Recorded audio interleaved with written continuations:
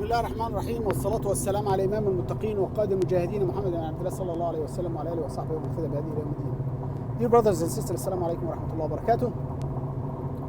Today my khatira is out of all the subjects. Actually, has nothing to do with religious issues. But it's again, if we know that the hadith of the Prophet ﷺ, he said, the best of you is the one who benefits others. From that point, I'm going to do my khatira. It's about the WhatsApp issue that's been going on around now in the media and everywhere, circulating on the social media. Brothers and sisters, let me tell you something. My field is computer science, so I'm going to talk from my field. I've been in that field for almost my whole life. 25 years ago, when I was a master's student, I was doing my master in California. I was doing a project in AI, which is artificial intelligence. To make it simple, I'll do my best to simplify it for non-oriental computer people.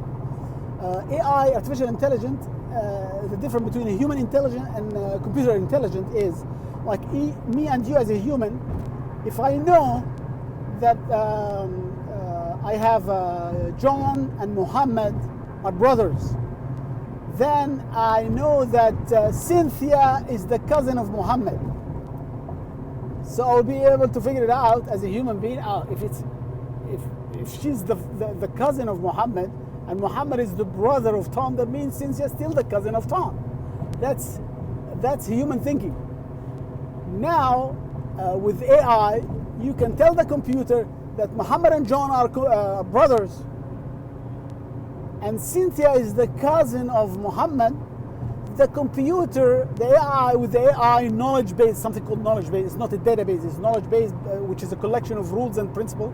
With that knowledge base, it will build some links and relations. It will find out, the computer will find out that Cynthia is still the cousin of Tom and Muhammad. So you didn't input to the computer anything other than the name of the two brothers, and one of them is the cousin. But the computer will figure it out. That was 25 years ago in the 90s, or even more than that. In the 90s, when it's doing AI projects, it's much more complicated than that, but I'm trying to simplify it as much as I can. Now it's much more complicated, intermingled, interlapping. Now sometimes it's out of control. You create a robot, or you invent a robot, and the robot is doing things that you didn't even expect as individual or as an organization. Let's say an organization created a robot in Japan or in the US. The robot will start acting in a way that unbelievable. It's out of control. You say, oh, I didn't do that. I didn't expect that. I didn't expect. You only expect like maybe 35 to 40% of what the robot is doing. So it's called out of control technology. We are now in the era or in the time of out of control technology. So when you hear that Facebook is selling your information to WhatsApp, or WhatsApp is selling to Google, or Google is selling to, that's ridiculous. It's out of control anyway. Even if they don't want to sell it, even if Google doesn't want to sell it, even they swear to God and they sign so many papers to you that your information is not going to be distributed, nobody will know this is your own private. That's ridiculous. They don't know nothing. It's out of control. You find now somebody now searching for something, and then 6 days later, oh, subhanallah, I was searching for that. See, God's love me. I'm a blessed person. I'm a righteous person. It comes in the mail for me. It has nothing to do with, I know it's everything, subhanallah, but they are tracking you. They know everything about you. It's everywhere. Everywhere. I'm still talking about the bad news, but wait for the good news, because the good news is overwhelming. The good news, you wouldn't even care about the bad news. So they know your information. It's out of control. The AI now is in control. Artificial intelligence is in control. They know everything about you. But what do you know? What is private information? How do you? What is that private information definition? What's your favorite color? What's your favorite food? Which grocery store you go to? Your phone number, which is on Facebook anyway in the first place. And they're gonna call you over the phone book. They're gonna sell mail to your address. Who cares? Who cares? This is like nonsense information. Don't try to protect yourself. Don't spend so much time and hire people, security people to protect this kind of information. This is nonsense. This information is gonna be known anyway. No matter how much you did. AI is in control. Forget it. The good news is, listen to the good news. I'm telling you, I was in that field for so long, like a computer science college professor for 22 years or more. And I used to teach my students to write code, program. We used to play a game, it's called Guess the Number. So I will make a number of 3 digits, and then you guess it, but not just guessing it, write a code to guess my number. So the worst ever student, like I was not grading them who's gonna write the code or not, because they all did. But I'm testing them according to the performance of the program. How fast your program is gonna find my 3-digit guess number or my 3-digit password or whatever. So the worst ever student did it in like 3.8 seconds. And the best student did it in a portion of a second, 0.6 of a second.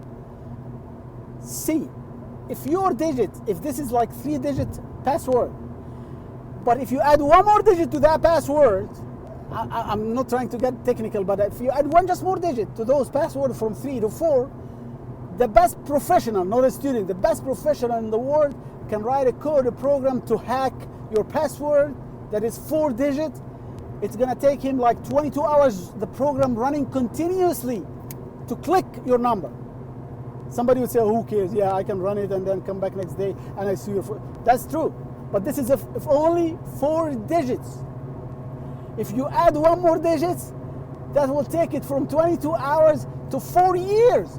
If you add 1 more digit, that's almost 22 years running with non-stop. So if the power goes off and on, then you have to start again. Have you ever seen a country in the whole world, include the US or Japan, the power never goes off for 22 years?